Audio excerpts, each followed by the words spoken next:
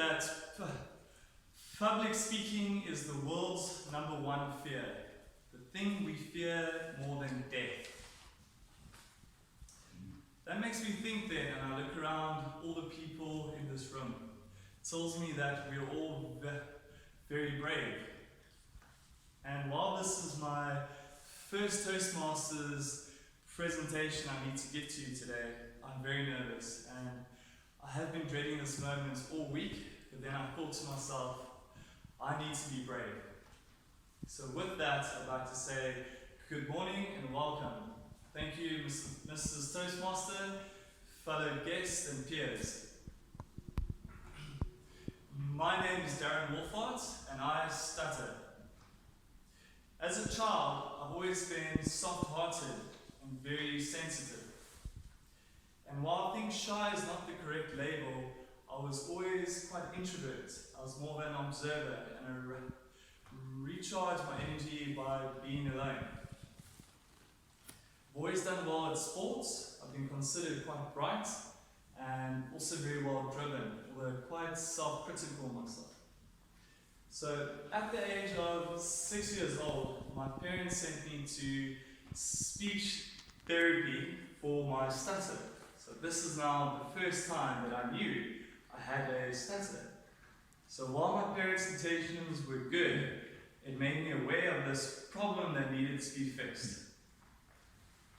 And later in life, I learned that the fear of stuttering fuels the stutter, and it causes an endless cycle of panic. So now with my heightened awareness on my problem, I go through my school career while desperately trying to hide it. So I learned all sorts of ingenious tricks and tools. I used lots of filler words. I seemingly, what was that word again, until I can say the word. So using whatever I can. If there was any word that I just couldn't say, I would add that to my no-go word list. That goes in the list, can't say those words. So thus my vocabulary became quite small. Tricks began to fail, and it seemed my plan to not seem as abnormal or stupid hasn't worked out. High school was by far the worst. Being a teenager is a tough time of your life. You're trying to figure out yourself, and it's really hard. So while I tried my best to hide my stutter, I avoided all social interactions, I avoided going to parties. An attractive girl even asked me out, and I said no, in fear of speaking to her parents. That's as bad as it got. My name was also a really big feared word, and it came to points where when trying to say my name, nothing would come out. I would just have a silent block. So when trying to say Darin, nothing would come out. I'd eventually say that my name is Johnny or Carl. So went as far as changing my own name. Friends who knew me stood in silence, unsure of what was quite happening here. A seemingly simple task I had failed. I felt feelings of shame, self-guilt and hate. I did not know my own identity. I did not know any of my strengths, but I knew all of my weaknesses. So my stutter had taken control of my life, and I had a very negative mindset, and I was a victim. Why me? Why me? So I had this mindset of the world is just against me, why me? The psychological impact of stuttering, it turned my whole world into a dark void of depression. But luckily, with fortuitous luck, at the age of 21, I found something called the McGuire program.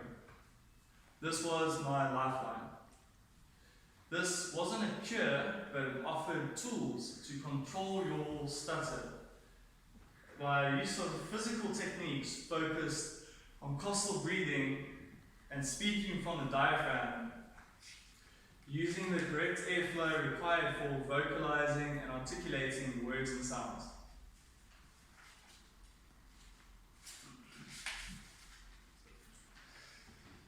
A change in psychology, fighting fire with fire, doing the things that you fear the most. You are equipped and shown how to use these tools in the real world, so not just in a room with a therapist. So with thanks to this program and its teachings, I now treat stuttering as a sport of speaking. This means though, like with any type of sport, I need to put in my exercises every day, seeking out opportunities to test my tools and expand my comfort zones. And I quickly learned that life only starts outside of your comfort zones. 10 years of actively being involved in the Maguire program, continuously putting in effort. My speech gets stronger each year. This does not mean I do not stutter anymore. This does not mean I don't have bad days. But my bad days are 100 times better than what my best days were. And as with any sport, if you stop putting in the work, you'll lose your fitness and your techniques that you've learned. So same for me, if I stop putting in these exercises, my stutter comes back. So it's about breaking old habits and forming new ones. And that means practice, practice, practice. I'm now confident in my speech, one-on-one, in social interactions, and even at the workplace or client meetings, but I still have a big fear of public speaking, and I pin this down to lack of opportunity to overcome all my negative memories of doing orals in school. So I've read out all the pro tips on public speaking, so to smile when you talk, so to trick the brain that everything is okay, to be aware of your body, the increased heart rate, perspiring hands, your dry mouth, all the things that's happening right now. These all things are all signs of a false fight, flight, or freeze response.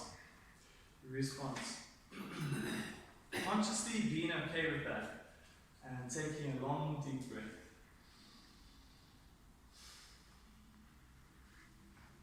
Claiming your space and adding music to your voice. But I also realized that the only way to overcome this is to try and do. We generate fear while we sit.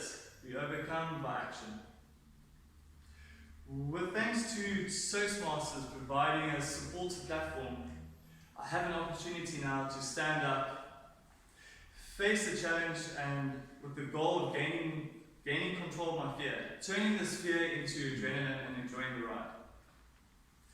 I measure success not by my fluency, but by my quality of life. Not letting my stutter control me. I'm proud of myself. The shift in mindset has allowed me to learn fantastic qualities like empathy, compassion, teaching and being humble. And I think if I was fluent, maybe I wouldn't have learned these qualities and perhaps would have been arrogant or cocky and not such a nice guy. I'm grateful for what my stutter has taught me, turning adversity into strength. I've found my identity. My name is Darin Wolfaardt.